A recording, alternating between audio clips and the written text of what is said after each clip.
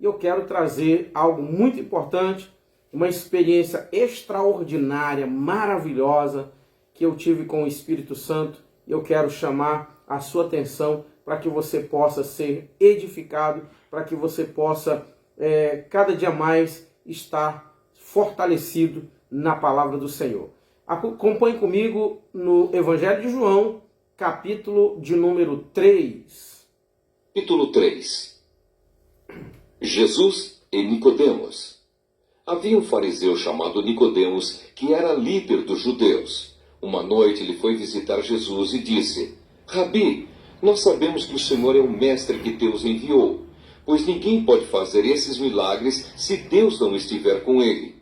Jesus respondeu: Eu afirmo ao Senhor que isto é verdade. Ninguém pode ver o reino de Deus se não nascer de novo. Nicodemos perguntou: Como é que um homem velho pode nascer de novo? Será que ele pode voltar para a barriga da sua mãe e nascer outra vez? Jesus disse: Eu afirmo ao Senhor que isto é verdade. Ninguém pode entrar no reino de Deus se não nascer da água e do Espírito. Quem nasce de pais humanos é um ser de natureza humana. Quem nasce do Espírito é um ser de natureza espiritual. Por isso, não fique admirado, porque eu disse que todos vocês precisam nascer de novo. O vento sopra onde quer e ouve-se o barulho que ele faz, mas não se sabe de onde ele vem nem para onde vai. A mesma coisa acontece com todos os que nascem do Espírito. Queridos, que palavra linda, que palavra maravilhosa. Nós conhecemos este texto, né, onde o fariseu Nicodemos, ele vai se encontrar com Jesus à tardinha. E por que ele vai à tardinha, noitinha? Porque exatamente ele era alguém muito importante e ele não queria ser visto. Ele não queria que as pessoas do seu grupo, da sua elite, né, soubessem que ele estava com Jesus. E quando ele chega com Jesus, ele é surpreendido, porque Jesus fala para ele: olha, você precisa nascer de novo. E Jesus diz: olha, todo aquele que não nascer da água e do Espírito não pode herdar o reino de Deus. Irmãos, que coisa linda, irmãos. Vamos aqui analisar algumas questões aqui. E aí a Bíblia diz que aquele que nasce, né, do Espírito, né, aquele que nasce do Senhor, nasce de acordo com a vontade de Deus. Né? E ele vai falar sobre as pessoas que nascem de pais humanos. Por exemplo, eu tenho uma filhinha, né, 9 meses, e ela precisa dos meus cuidados.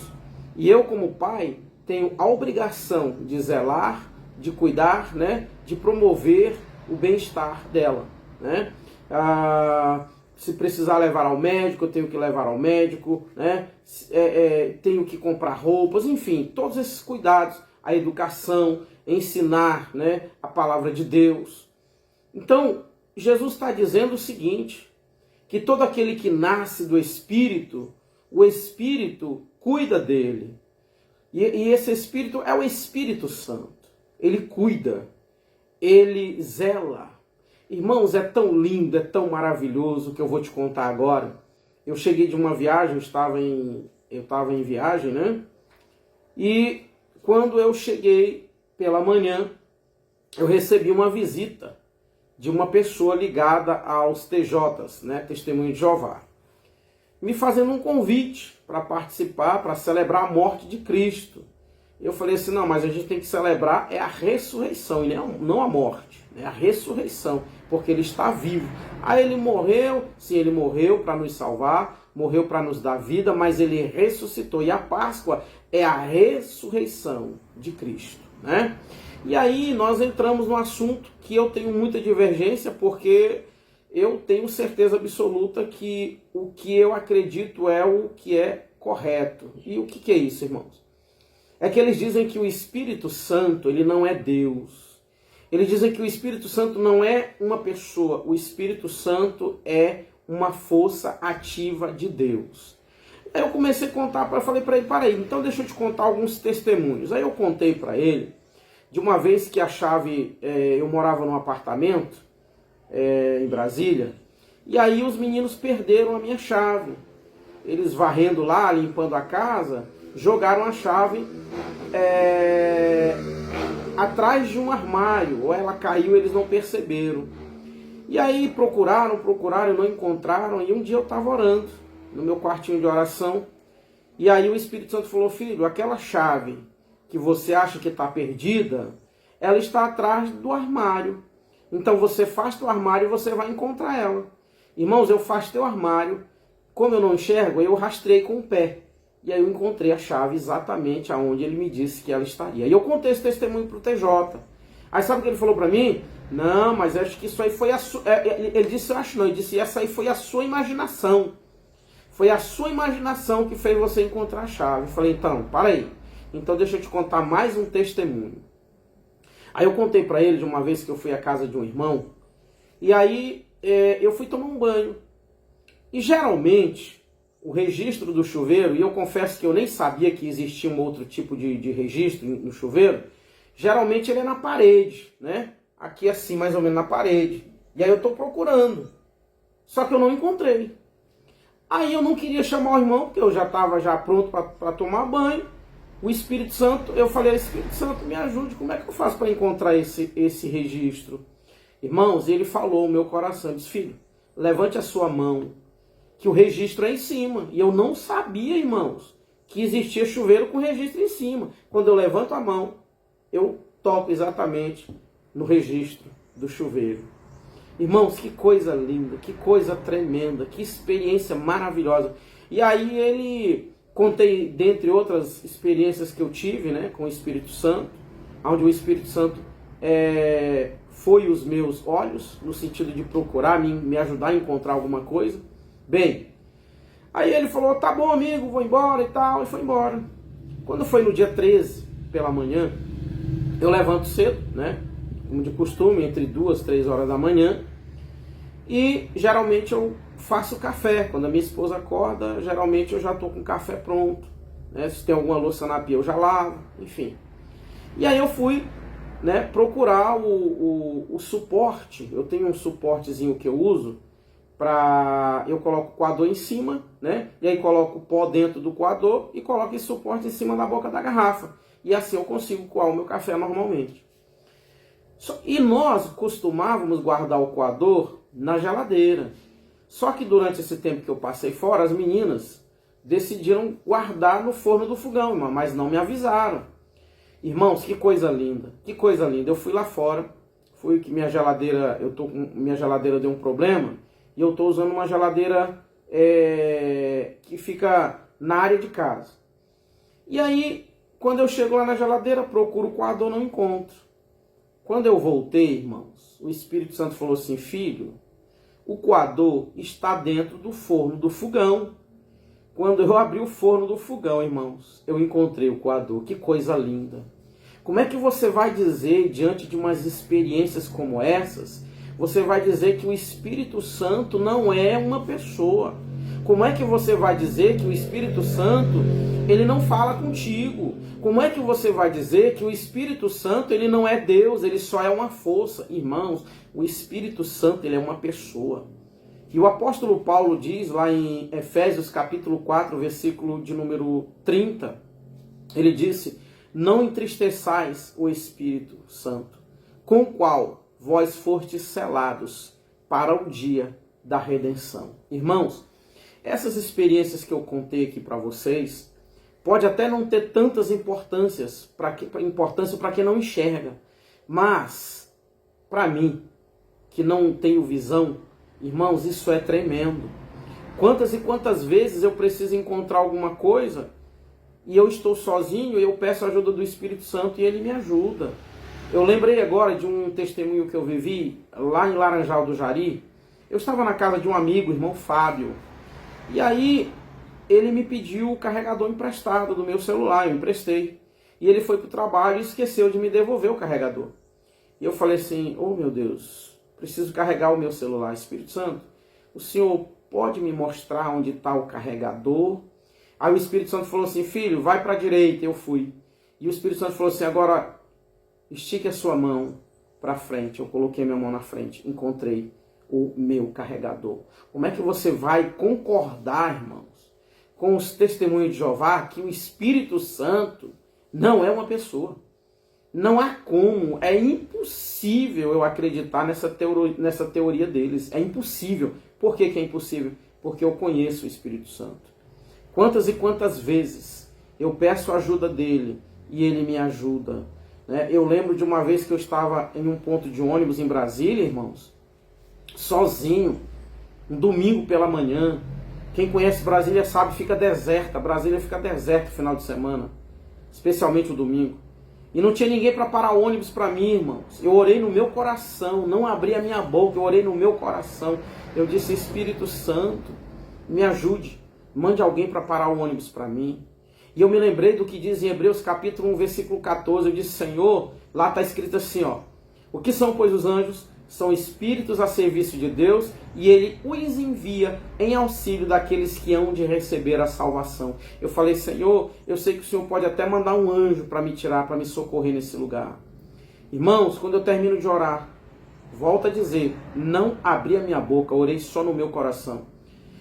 Quando eu terminei de orar, irmãos, parou um carro na minha frente.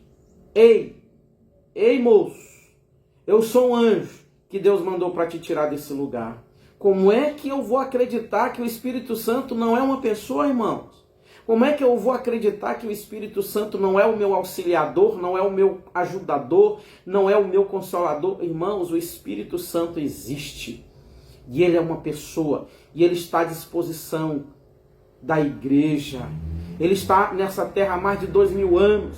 Ele está há mais de 2000 anos fora de casa e permanece fiel. Ele permanece fiel aos propósitos de Deus. Ele permanece fiel à palavra de Deus. E nós permanecemos fiéis ao Senhor.